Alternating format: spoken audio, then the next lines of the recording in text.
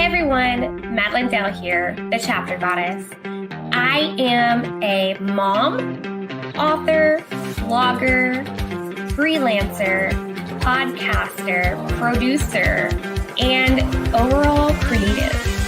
With this show, I really want to focus on creatives and bring their authentic self to life. How are they motivated to pursue their passions? What have been the struggles along the way? Does self-care play an important role in who they are today and how they connect with the creative flow? Bringing one's authentic self to the forefront is important in this world that we live in currently. Sharing your self-care, your tips, and how you stay on track for things without losing it completely is also important. Self-care is not talked about enough, and authenticity and self-care are what I like to highlight with my creatives, as well as getting to know them. So get ready for a fun and entertaining show.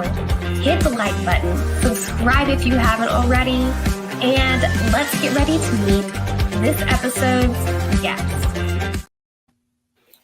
Hey guys, and happy Independence Day to those of you joining us from the US. I am excited to get to be on today and hang out with you for a little bit. I've kind of got my festive gear on, if you can tell. And I'm also doing it a little bit different today because I'm on my laptop. So you guys bear with me if I'm a little bit delayed on things. But I'm really excited for you guys to meet this author that I've got on the show today. There is an amazing story out that he's created, and I am quite curious for you guys to learn a little bit more about it and to eventually get my hands on it to read it. But without further ado, go ahead and hit that like button and subscribe. Here is our guest of the day. Hey. Hey, Madilynn, thank you for having me today, and thank you to all of those for listening. And like Madilynn, I wish my fellow Americans a happy Independence Day. Yes, this is going to be a fun chat today, guys. So, Andrew, go ahead and introduce yourself and tell us a little bit about the novel that we're going to be talking about today. Certainly. So, my name is Andrew McDowell. I'm an indie author living in Maryland. So, I got interested in writing when I was young, though it wasn't until I was a teenager when I truly got serious about it, and it was specifically with the project that would eventually become the novel that we are going to be discussing. Because as I worked on it more and more, I got more deeply invested in it, and that's when I think I really started to actually be serious about wanting to be a writer and wanting to go all the way and getting it published. So this one has actually been several years in the making, to be telling you the truth, because I started it actually before I even knew how to properly type on a keyboard. So I wrote early draft longhand, and I can tell you, as a left-handed person, it not only made my hand tired, but I got graphite on the side of it. Ooh. But then I started typing it up, and it had a very long history, checkered history too, but the most recent of which was last year. It actually got republished because the previous publisher, like so many small businesses, sadly, during the COVID pandemic, were forced to close. Mm-hmm. But it was actually a lucky break because the new publisher, which is called Fay Core, I had already been in quite a few of their anthologies, so I had a relationship with them. So when I approached them, because I knew they like fantasy and the paranormal, the supernatural, they were eager to take it on right away. That is awesome that you got in that quick. So Mystical Greenwood, it's taken years a little bit to get it there. What is the story what is the story about? Tell us a little bit about that, what's going on there, because this is also the intro to it pop series, right? Yes, that it was one of my intentions from the beginning, was to write a trilogy, quite possibly because many other fantasy books started out that way as well. Mm-hmm. So, yes, the title is Mystical Greenwood. It's intended to be the first in the trilogy titled One with Nature. Ooh. So at the center of it is a young boy named Dermot who is around 15, and he has a younger brother, Brian, lives with his parents in an imaginary world, which I called Denu. So his life changes when all of a sudden a griffin appears in the sky, and suddenly in the chaos he's swept up, but when he pleads to be let go, the griffin lets him go. Oh no. So it's actually an act where he's mercifully let go. It's like a bond, and that starts a chain reaction which leads from one thing to another, including meeting this reclusive healer in the woods. So all of a sudden, he and Brian are forced to leave their home.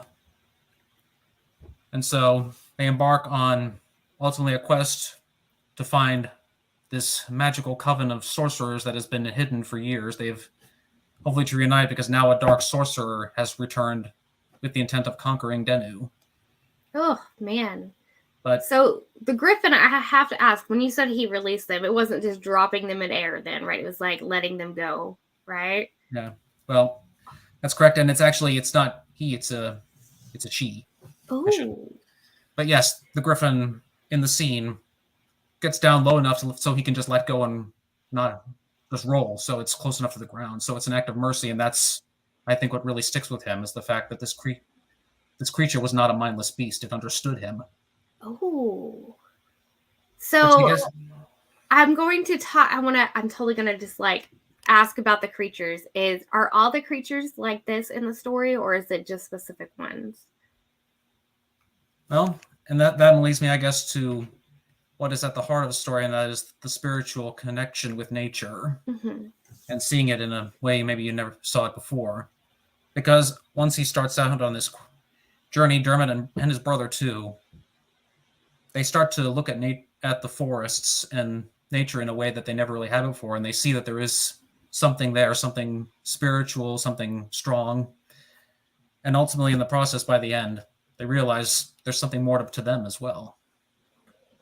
Man. So you were saying there's a dark sorcerer that reappears. How does he affect the boys on their journey?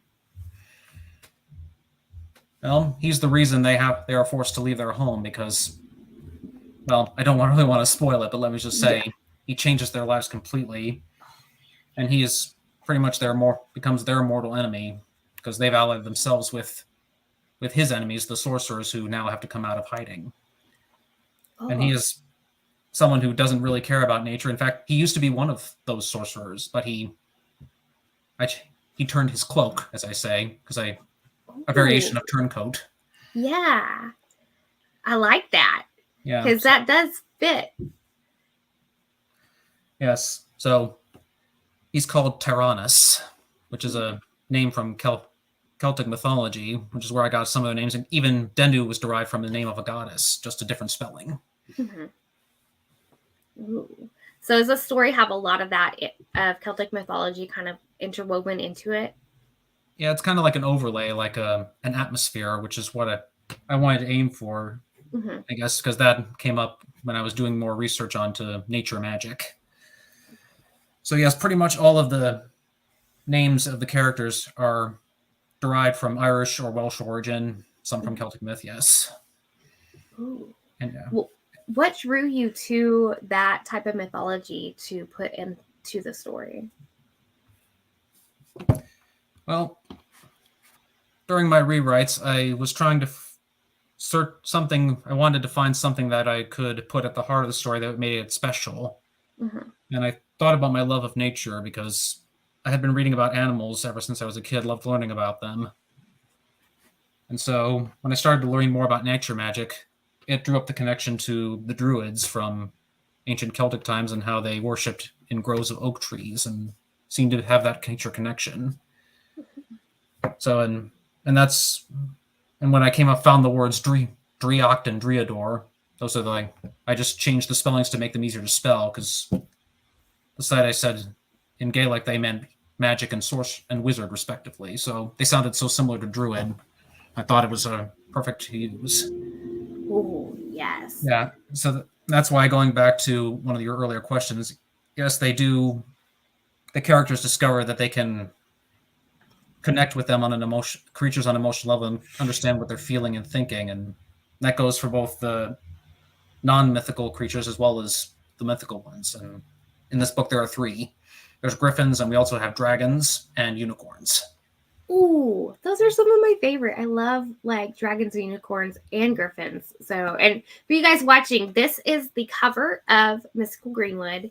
It is gorgeous, and you can see that griffin in the picture there flying over the land. It's so cool. And here's a quick blurb.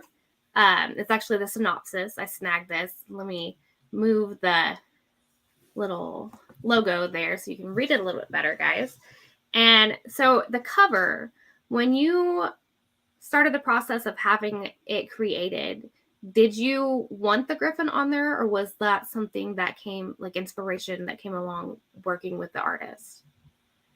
I would say that came along with the artist, and this was also the woman who runs Fae Core, who she designed many different covers, and I liked that one because it had that magical feel, and also because it wasn't like a photograph. It felt more like, a painting, and that was certainly something I always wanted from the start. Mm-hmm. I like covers that look like they're painted instead of just like pictures mashed together, because I feel, especially when it comes to fantasy stories, it portrays more of the fantasy quality that way. So in writing this story, what did you find was your biggest challenge? Well, certainly early on, I would say my biggest challenge was patience. I had to learn not to rush in everything, because when I was younger, I was so eager to get it published. Yes, I've never really spoken about this before. Truth is, I published a very early edition with a vanity publisher because I was young, inexperienced. Mm-hmm. It was clearly not ready, and it actually had a different title back then. So, but I knew that is not how I wanted it to last, because I was thinking of the future. So pretty much started all over from scratch, and that one I took out of print. So, and I learned the hard way. And certainly anyone here who's listening, if you're thinking about publishing, do not go with a publisher who demands payment from you. That's what a vanity publisher is. Yeah. And I feel thankfully that a lot of people are sharing their personal stories with vanity publishers, because there are still a lot out there that seek to kind of prey upon those of us who don't know about it. Because like you, I'm still relatively new to the author world. I did not know what a vanity publisher was like last year. I didn't sign up with one because I chose the indie route, but they come after you in like waves. It's crazy. Yeah, and certainly if you're impatient like I was when I was younger, it can be easily bait. Yeah. Yeah, I've learned writing and publishing is a process that takes time, and you need to never rush with that. And certainly in recent years, I've continued to learn that with grammatical errors. Yes. Yeah, they can get through pretty easily, though. I know Microsoft. That's why with this new one, I wanted to take a few days to make sure, especially with the new Microsoft Word, which is now catches them a lot easier than it used to, and take a few days. But even then, they can still get through. But ultimately, I've learned, it's just part of the process, really. And when you find them, you fix them. And that's why we have new editions, and especially with indie publishers, I think with on-demand printing, it makes it much easier to fix them. And I guess in the world now, when we've got AI going on, it's a way to remind, in a way, errors prove that we're human, because we all make mistakes. And that's still settling in with me, but yeah, I've made peace with that. That's good. I also struggle with the whole patience thing. I get my ideas a lot faster and I want to do them all at once, but trying to communicate to myself that, hey, we can't handle this. This is going to burn me out. And like, I'm just going to end up in a rut. It's kind of taught me, and I'm still working on it, to slow down and take it like one step at a time, which speaking of burnout, in the writing process and the publishing, because you also mentioned that you publish poems and articles in magazines and other items and even a blog, how do you keep from falling into that burnout and becoming overwhelmed? Like, what kind of self-care do you do to keep from that happening? Well, when I started the blog, I just started with monthly posts, and I continue to do that because, for one, with blogging, that's easier. So I don't, even if I have extra ones, I'll have them in the wings, from time. But sticking with once a month helps me keep from burning out from blogging. And as for the site, yeah, it happened, I guess, during the pandemic when I was spending so more time online with logging into social media. I realized I was doing it too often, and at that time I was on Twitter, and of course it kept telling me, you've been logging in too many times. So I guess that was a warning sign that I needed to figure out how to stop. Yeah, at least it gave you hints that you were doing it. I feel like social media just kind of swallows everybody if you're not careful. Yeah, and just like with writing, learning, I had learned to be patient, not perfect. But yeah, so I decided to try to log into the main ones, just try to limit it to 3 times a day. And then I went down to 2, and I found now I can just I only need to do it once. And so I'm just looking for ways around that. Nice. I like that you've reduced social media. That really does help, like, with self-care a lot. Are there any other things that you do, maybe like getting outdoors and stuff? Yeah, getting outdoors can definitely help, especially with walking sometimes, and certainly with social media. And over the past several months, I've been thinking about quitting some, because some felt like they were not giving me a fulfillment anymore, and like I really wasn't getting much of an audience. I mean, like I had an audience, but they were not interacting as much. Kind of like when you're in a pool. And so I have left Twitter and Tumblr and some other sites, and I'm with those that I still have, trying not to do as much on there as I used to. Because what's the point of just doing so much if it's really just taking up your time and not really giving you any benefit?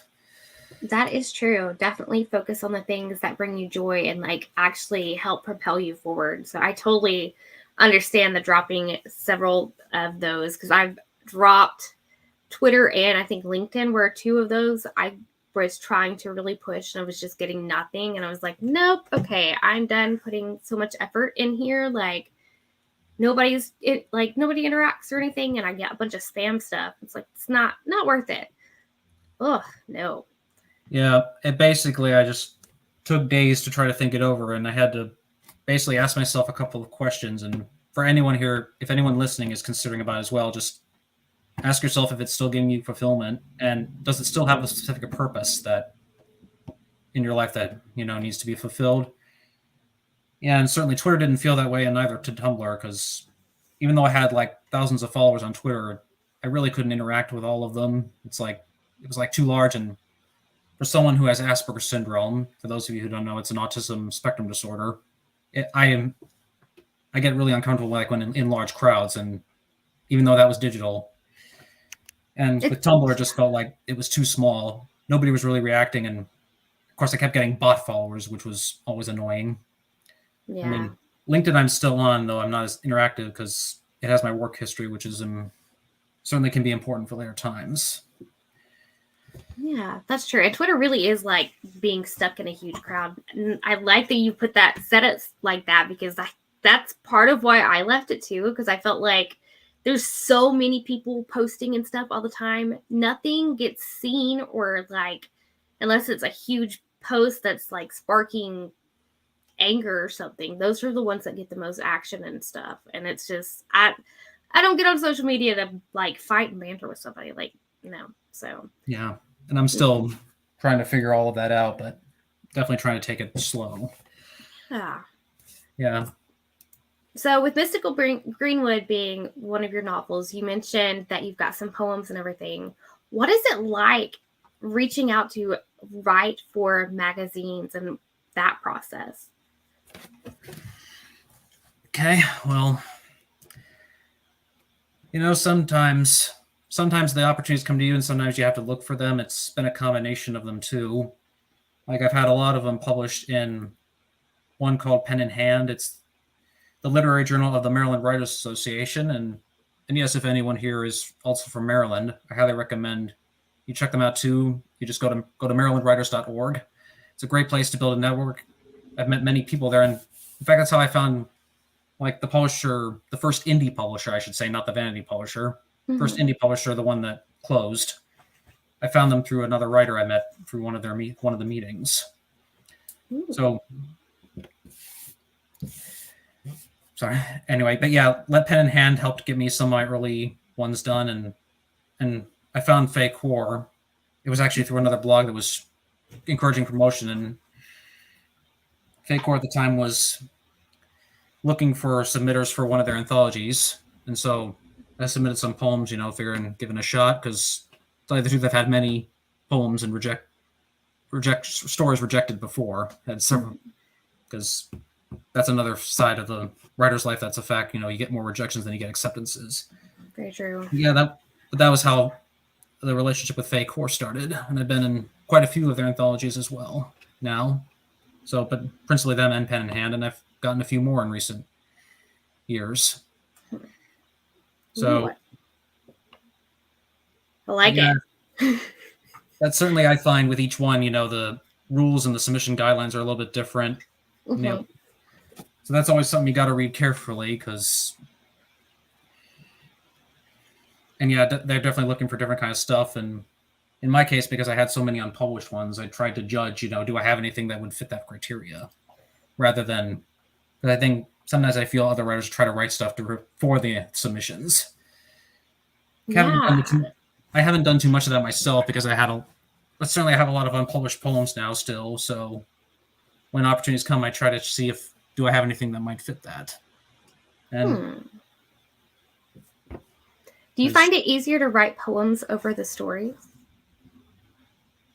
Certainly, I think poems could take a lot less time to write, but certainly if the idea needs to come first. And I don't think I write as many as I used to, but every once in a while I get an idea, and if it sticks, it'll eventually come. And poetry, like fiction too, is something that has evolved for me as well. Because when I first started writing poems, I was very restricted in terms of the rhyming, the how many syllables people will say meter. But for me, I never really got that as a kid. I just would count the syllables out, but with my fingers. And then I tried other forms too as a way to branch out. Though most of my recent poems these days now are more free verse, which I find it certainly flows a little bit easier. You don't have to think about the form as much. Yeah, I think that's part of why poetry is a little intimidating. I think even for myself, I've dabbled in a little bit, but I think mine falls more in the free verse stuff, because when it gets to everything that's structured, I kind of get panicky, because I'm like, oh my gosh, am I doing it right? Am I doing it right? Yeah. So, but do you like the free verse poetry over the rest? No, certainly lately I find myself more comfortable when I'm writing it, because I can just let the words come out. I haven't really tried a specific form in a very long time, though. You never know, it might come again if I decide I want to try it. Yeah. But certainly, I think poetry, it takes a little less time, because it's more about the emotions, about the words, whereas with novels or short stories, you're thinking, it takes a lot of effort to think it over. Yeah. And I actually gave up short stories for a while, because I didn't think that was for me, but that changed a little while when I rediscovered some old high school era writings that I had thought lost, including one short story, which... Yeah. So, and I have a couple, though I don't write that many. I've been focusing more on novels. Yeah. So with the focus shifting to the novels, what do you have planned for the future? So right now I'm working on two things at the same time. So one is the sequel to Mystical Greenwood that everybody keeps wanting to know when it's going to come, because since there's been so many editions now, they just want to know when the rest of the story, and that's been such a struggle. So lately I've been trying to teach myself again to just let the words come out no matter how bad they are. Yeah. And this was something I acknowledged, but I guess it didn't really sink in for me on my blog years ago. I think when we start a new one, we think of only of how our last one turned out, just like I think when some people, when they read a book, they really don't realize how many drafts went into it, especially the first. So yeah, I just have to teach myself again that the first draft is going to be rough, and it may be like lots of words, but eventually some stuff is going to get cut. So I can tell you stuff did get cut during the drafts. And I tried to recycle some of it into the sequel. So. That's actually a genius idea to recycle some of the stuff you cut. I've never considered doing that. Yeah. Sometimes, if you think a scene is really good, but it no longer fits in a book. Yeah. And I had a few of those.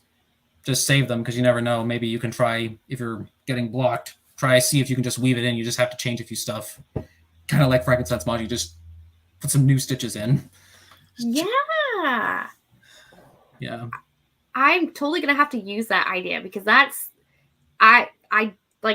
my writing, kind of like my book reading, I don't always stick to one thing. And sometimes I just need a break from the current manuscript I'm writing on. But during edits, a lot of stuff does get cut sometimes. And especially for those series, like that could be perfect. Like just like a flashback or something. It's anything along those lines. That's awesome. Yeah, and even if it's not the series, sometimes it can go into a different story too. If you just change some names and some sentences in the scenarios, you could even. Ooh. Yeah, because I found some like scenes that were in like the earlier drafts for the Vanity version. I find I could reuse them again too, though probably not for this series though. But that's one of some ideas that got put on the back burner because I found stretching, even when you have several. For me, it's better to concentrate on just a couple. So the other one I'm trying to work on, I've been working on for a long time, is it's intended to be something completely different. It's like sort of a mystery rescue story. Ooh, that'll be fun. I actually started it in my final semester of college it was for a novella class because they were doing, I guess, advanced level creative writing classes for the first time. So I signed up for that and we were told at the start, no genre fiction for this. Oh, and that was one of the few ideas I had that I thought would fit that. So that's why I started it then. So this idea started when watching ASPCA commercials, really, about pets who are neglected and abused, and I thought that's something I wanted to write about. I wanted to. So that's the other thing I'm working on right now, and this is also something that gets started from scratch. It has never been published, but after having worked on it for so long, it's something you want to see through to the end. Yeah, you want that just to see where it ends up. And especially if it's off that topic, I think it'll do really well. So those ASPCA commercials, man, they get me. Like they're harsh. And part of that may be why I have so many animals that I've rescued. I've got 4 cats and 3 dogs. So yeah, I've had several dogs in my life. Yeah. A couple of them were rescues. One was rescued by my grandfather. And of course, she, like our first dog, has passed on. Yeah. I wish they lived longer. It would be nice because we've had some pass on and it's hard. But you guys watching, here is that book again. I know we're kind of coming up towards the end of our time. Mystical Greenwood. And this is going to be an exciting adventure for those of you who pick it up. Like it's got a lot of stuff and a lot of magic in it. I like the huge nature aspect of it. Andrew, go ahead and tell our listeners and viewers where they can find a copy of your book and follow you. Certainly. So the main hub of my online presence, where you can find links to all of my published work, as well as my social media links, is my website, and that is andrewmcdowellauthor.com. So let me see if I can put it in the chat, put a link in the chat here. And I think I've got it in the description too. So that from there, you can find links to to both Mystical Greenwood as well as all of the anthologies that feature my work. And yes, you will find my Facebook page, my YouTube channel, and I'm on Goodreads and on Amazon. And like I said earlier, I am on LinkedIn. I've chosen for personal reasons not to advertise that on my site anymore. Yeah. And I totally don't blame you. So yeah. But you guys, this has been a great chat. Hit that like button, subscribe. Andrew, thank you so much for joining me on the show today on the 4th of July. And yeah, it's been a pleasure to have you on. Well, thank you, Madilynn. I'm very glad to have been here. Yes. And you guys, be sure to check out his links, grab a copy for yourself, and catch us on the show next time. I'll be on again later this week with another new guest. So have a fantastic 4th of July, everyone. Oh, I totally stumbled over that. Let me re-say that again, guys. Have a happy Independence Day. There we go. I hope you enjoyed the show. Don't forget to hit that like button and subscribe to get future notifications when shows come out. Also, be sure to check out my website. I have a blog featuring this creative with some other fun and interesting questions. You can also subscribe to my newsletter there to stay up to date with all things the Chapter Goddess and Madilynn Dale. Once again, thanks for watching and have a great rest of the day.